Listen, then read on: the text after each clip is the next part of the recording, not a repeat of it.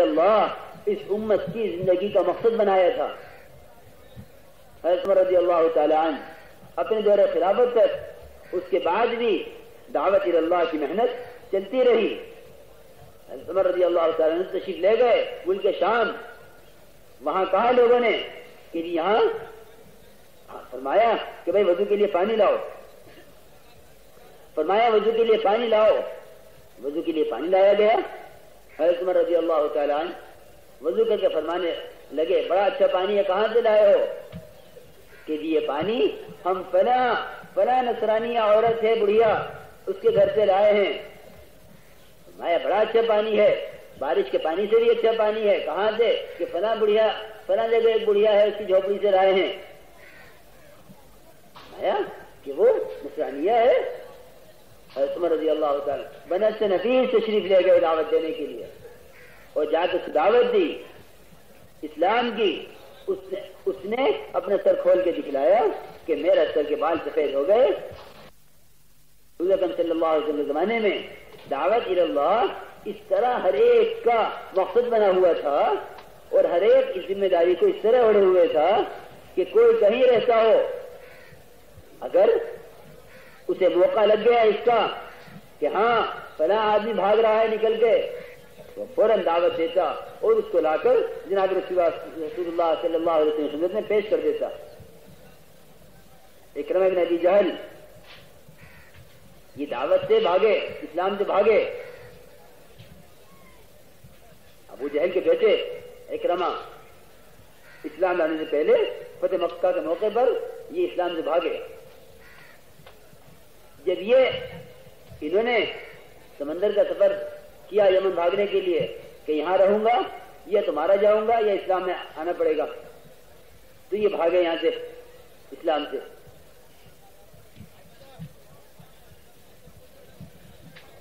اور کشتی میں سوار ہوئے اور یمن کی طرف سفر شروع کر دیا کہ یمن جا کے سانس لوں گا. بیوی مسلمان تھی. بیوی کو پتہ چلا کہ شوہر بھاگ رہا ہے تو بیوی نے فوراً پیچھا کیا اس کو, تلاش کیا اس کو. تلاش کرتے کرتے پتہ چلا کہ وہ تو یمن کے لیے روانہ ہو گئے. تو بیوی سمندر کے کنارے پر پہنچی. ادھر سمندر کے اندر طوفان آیا, طغیانی آئی.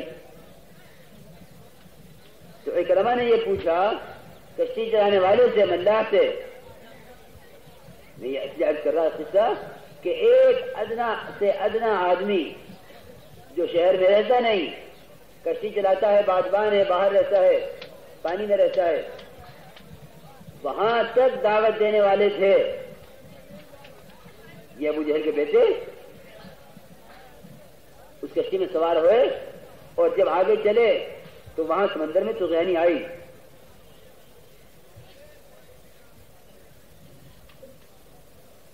کہنے لگے کشتی والے سے میں کیسے بچوں, میرے بچاؤ کا کیا راستہ ہے؟ یہ دیکھو طغیانی آ رہی ہے. کشتی والے نے کہا قل کلمۃ الاخلاص, ارے لا الہ الا اللہ کہہ لے. اس نے کہا کلمہ اخلاص کہہ لے, بچ جائے گا. اس نے کہا کشتی چلانے والے نے. تو انہوں نے پوچھا کہ کلمہ اخلاص کیا ہوتا ہے؟ تو کشتی والے نے کہا لا الہ الا اللہ کہو. کیا کہو؟ لا الہ الا اللہ کہو. تو یہ اکرمہ کہنے لگے کہ میں اسی کلمے سے تو بھاگ کے آیا ہوں, میں تو بھاگ رہا ہوں اسی کلمے سے. کہ اچھا اس کلمے سے بھاگ رہے ہو, چلو. اب یہ کشتی چلانے والا اور کشتی کا ملاح جو عامتاً دین سے بالکل ناواقف ہوتے ہیں, یعنی یہ عام طور سے آپ دیکھیں گے کہ بیچارے ان کا وقت گزرتا ہے سمندر میں, وہیں ان کا کھانا, وہیں ان کا پانی اور ان کی ذمہ داری, اور یہ ان کا کام ہوتا ہے کہ اس کنارے سے اس کنارے مسافروں کو پہنچاویں. لیکن یہ جناب رسول اللہ صلی اللہ علیہ وسلم کے زمانے کا, یہ مدینہ منورہ کا, یہ مسجد نبوی کا آدمی ہے یہ مسجد وال جماعت کا ساتھی ہے، یہ جہاں رہے گا اپنی ذمہ داری پوری کرے گا۔ اکرمہ تو بھاگے تھے لیکن ایک کشتی والے کی دعوت پر یہ واپس آئے اور بیوی انتظار میں کھڑی تھی، اور بیوی نے ان کو پکڑا اور لے کر جناب رسول اللہ صلی اللہ علیہ وسلم میں حاضر ہوئی۔ راستے میں کہا اکرمہ نے بیوی سے کہ میرا صحبت کرنے کو دل چاہ رہا ہے۔ بیوی نے کہا ہرگز نہیں، تم ناپاک ہو، مجھ سے نہیں مل سکتے۔ اکرمہ نے کہا کیوں؟ تم میری بیوی نہیں ہو؟ کہ ہاں، لیکن تم نے جب تک وہ کلمہ نہ کہہ لو اور جب تک تم اس دین میں نہ آ جاؤ۔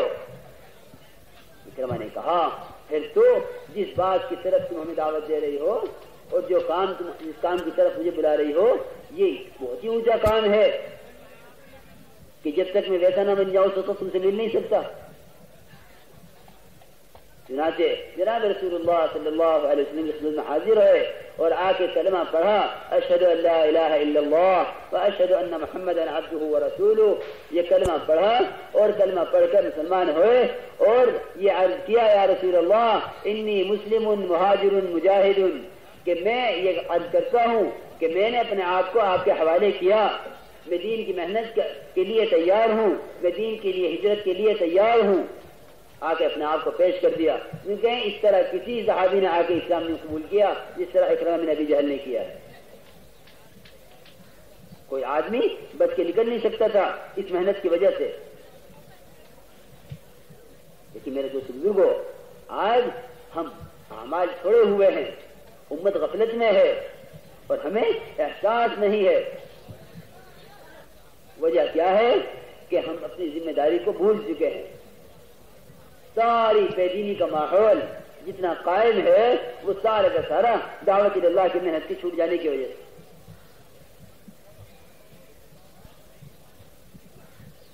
پورے مدینہ منورہ کا اور اس کے اطراف کا ایسا ماحول بنا دیا تھا اس محنت نے کہ ایمان، اعمال، اخلاق، عبادات، معاشرہ سب کچھ دیکھا جا سکتا تھا مدینہ منورہ میں، کہ اسلام کا مطالعہ ہی جب ہوگا جب ایمان ہوگا۔ اگر ایمان نہیں ہے تو اسلام نظر نہیں آئے گا۔ ایمان تو اسلام کا مطالعہ کراوے گا۔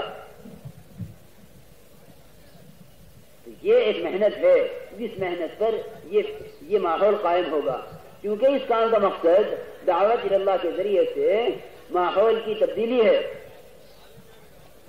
کہ ماحول کو بدلو۔ من رأى منكم منكرا فليغيره بيده فإن لم يستطع فبلسانه فإن لم يستطع فبقلبه وذلك أضعف الإيمان، کہ جو آدمی تم میں سے منکر کو دیکھے اس کو چاہیے کہ اپنے ہاتھ سے اس کو بدل دے۔ محنت دعوت کی، یہ ماحول کی تبدیلی کی محنت ہے کہ اس سے ماحول تبدیل ہو، کہ ماحول اسباب سے ہونے کا ایمان کا بنے، ماحول چیزوں سے ہونے کا اعمال سے بنے، ماحول اللہ کے غیر سے ہونے کا اللہ کی ذات سے ہونے کا بنے، ماحول جو ہے دنیا کے بجائے آخرت کا بنے، ماحول بجائے دنیا کے تذکروں کے آخرت کے تذکرے کا اور جنت دوزخ کے تذکروں کا بنے، کیونکہ یہ تو ماحول بدلنا پڑے گا۔ اور جب تک ماحول تبدیل نہیں ہوگا اس گندے ماحول میں اور اس جو ہے گندی فضا میں اعمال نہیں کیے جائیں گے، اعمال کی طرف طبیعت راغب ہی نہیں ہوگی، کہ ماحول کی پراگندی اور ماحول کی گندگی نے اعمال کے فوائد سے اور اعمال کے انوارات سے ہمیں بالکل ناواقف کیا ہوا ہے۔ ماحول کی وجہ سے بیچارہ نماز نہیں پڑھ رہا ہے، اور ماحول ملا تو نماز پڑھ لی، کہ اجتماع میں آیا نماز پڑھی لیکن گھر پہ نماز نہیں پڑھی کہ بھی ماحول نہیں ہے۔ تو میرے دوست بزرگوں، ماحول کی وجہ سے کرنا، جو ماحول میں کرے گا اور پھر برے ماحول میں جاوے گا تو عمل چھوڑ دے گا۔ اس لیے مقصد ہے کہ اس کام کے ذریعے سے ماحول بدلے۔ تو اصل ماحول کی تبدیلی ہے، اس ماحول کی تبدیلی کے لیے محنت کی ایک ترتیب اور یہ ترتیب کوئی نئی نہیں، جناب رسول اللہ صلی اللہ علیہ وسلم نے صحابہ کرام سے کام اسی طرح لیا ہے کہ حضرت عمر رضی اللہ تعالیٰ عنہ سے یوں کہا ایک صحابی نے کہ میں، حضرت عمر نے فرمایا کہ میں تمہیں اپنا ملک بھیجنا چاہتا ہوں گورنر بنا کر کہ وہاں جا کے گورنری کرو۔ میں نے کہا کہ جی میں نہیں چاہتا۔ حضرت فرمایا کہ نہیں میں تمہیں ضرور بھیجوں گا۔ فرمایا میں نہیں چاہتا، اور اگر جاؤں گا تو صرف اس لیے جاؤں گا کہ ان کو کلمہ سکھلاؤں گا، نماز سکھلاؤں گا، اور جناب رسول اللہ صلی اللہ علیہ وسلم کی سنتیں ان کو سکھلاؤں گا۔ اس کام کے لیے آپ مجھے بھیجنا چاہیں تو میں جا سکتا ہوں۔ ابو درداء رضی اللہ تعالی عنہ کہ گورنر بنا کے بھیجنا چاہا تو انکار کر دیا، اور خود یہ کہا کہ میں تو ان کو دین کی محنت سکھلانے کے لیے جانا چاہتا ہوں، ان کو دین سکھلانے کے لیے جانا چاہتا ہوں، اس کے لیے آپ مجھے بھیجیں تو میں تیار ہوں، اور آپ مجھے اس لیے بھیجیں کہ میں جا کر وہاں گورنر بن جاؤں، اس کے لیے میں نہیں جانا چاہتا۔ تو جناب رسول اللہ صلی اللہ علیہ وسلم نے اس طرح اپنے صحابہ کا مزاج بنایا تھا کہ وہ دین کو لے کر اس کو سکھلانے کے لیے ملکوں میں جاتے تھے، اور عرب کا کوئی قبیلہ ایسا نہیں چھوڑا کہ جہاں جناب صلی اللہ علیہ وسلم نے خود چل چل کر دعوت نہ دی ہو۔ من یؤوینی من ینصرنی من یمنعنی، میری بات کون سنے گا، میرا کون ساتھ دے گا۔